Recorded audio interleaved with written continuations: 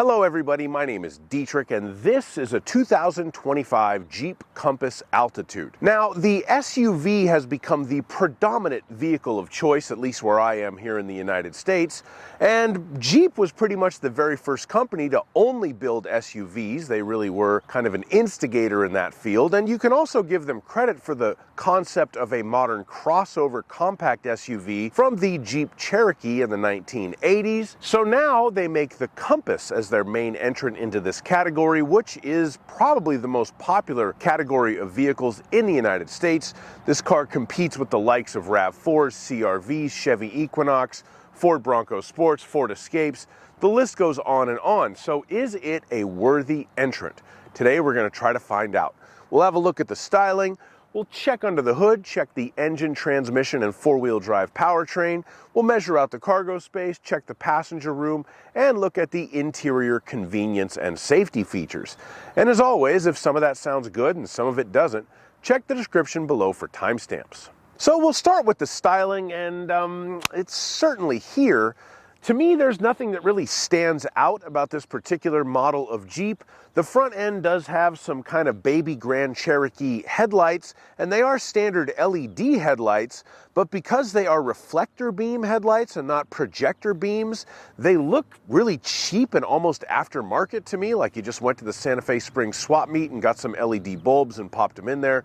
So I'm not a big fan of that. You do have the 7-slot grille on the front end, allegedly because a Jeep was the first vehicle to traverse all 7 continents on Earth, apparently. And of course, you have a bunch of Easter eggs, little Jeeps on the hubcaps and everywhere else on the car. There's a whole bunch of those. They're very proud of their heritage down at Jeep. And since this car is an Altitude Special Edition package, it does have the gloss black 18-inch rims and the neutral gray badging on the back of the car. And if you are on a budget, I hope you like this bright white clear coat color, because that is the only color that Jeep will give you for free on a Compass. Every other paint color is some sort of an upcharge, but you can have a white one for free. There you go. Now we're going to take a look under the hood and talk about the powertrain, which is one of the better parts of this car. All new Jeep Compasses come standard with a 2-liter turbocharged 4-cylinder engine, 200 horsepower, 221 torque. It's a pretty smooth motor. There's really no turbo lag to speak of. It doesn't feel like a turbo engine, and I mean that as a compliment. It gives you good power, gets you down the road, and doesn't complain. According to the window sticker, this engine was built in Italia, and there are a couple of residual Fiat Chrysler logos on there, so this apparently is a Fiat engine. Take that for whatever it means to you. It's hooked up to a standard 8-speed automatic transmission, which again shifts very smoothly and does its job well. 4-wheel drive is standard on all new Jeep Compass models. It's a kind of part-time front-biased 4-wheel drive system, so I have chirped the tires a couple of times, making a right turn out into traffic. But there is a button inside of the cabin to lock it into the 4x4 mode, and also to put it into a couple of different modes for off-roading if you will be taking the vehicle for off-roading. The Compass is available in a Trailhawk model if you want a little bit more off-road ability. That one gives you kind of a low-speed crawler gear for better off-roading. So that is the engine, transmission, and powertrain on the new Jeep Compass. Supposedly it gets 32 miles per gallon on the highway. I haven't done my fuel economy test on it yet, but I will do that tonight, and we'll see how that goes. Now we're going to measure out the cargo area. So we're going to open the back of the Compass, get the laser tape measure, and get to work. The length of the rear cargo area from the back of the cargo area to the bottom of the back seat with the seats up is 2 feet and 7 inches. The width of the rear cargo area at its maximum width point right at the back, what I call the golf club hole, which is a pretty narrow golf club hole in this car, 4 feet and 2 inches. The width at the narrower part of the cargo area in between the wheel wells is 3 feet and 2 inches. The height at the opening of the cargo area from there to the floor is 2 feet and 4 inches, but if need be, all we need to do is pull and push, And we have now put the cargo floor in kind of its lower position, so we have more space. So now with the cargo floor in its lower position, we have 2 feet and 9 inches of height. A lot of people would kill for an extra 5 inches, so there you go. And when we fold the back seats down, the approximate length of the cargo area is 5 feet. I say approximate because that is the measurement to the back of that passenger side seat, which is in kind of a mid position, so that could change a little bit depending on where you have that seat. And you will notice right now we do have this gigantic hump in the load floor, but once again, this is where our cargo floor changeability comes into place, because when we put it back up into its higher position, then we have a relatively flat load floor, if I can get my camera to focus. So that's nice. I like that ability to change the height of the cargo floor.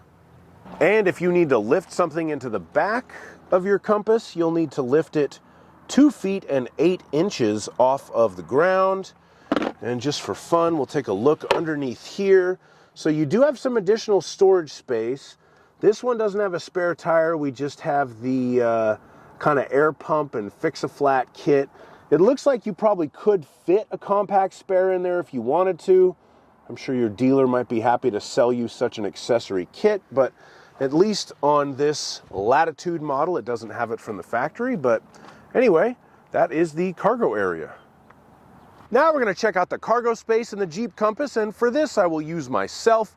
I'm 6'5", so let's see if I can sit behind myself in this vehicle.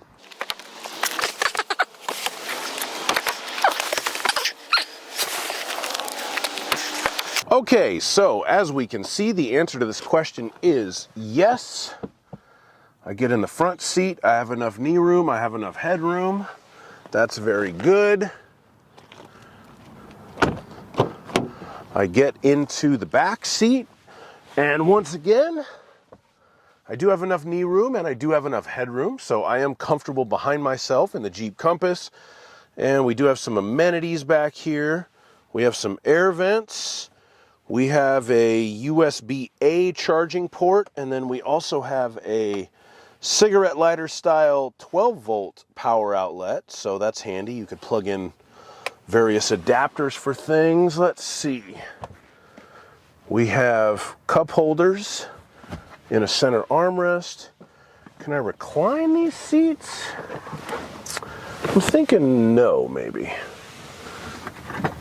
No, they don't recline, but overall, you do have very good passenger room in a Jeep Compass, and a lot of my fingerprints on that dissociated touchscreen. Now we're going to step inside of the vehicle and talk about the features in here. I happen to have the window sticker for this car right here, and the total price with options and destination charge was $31,760.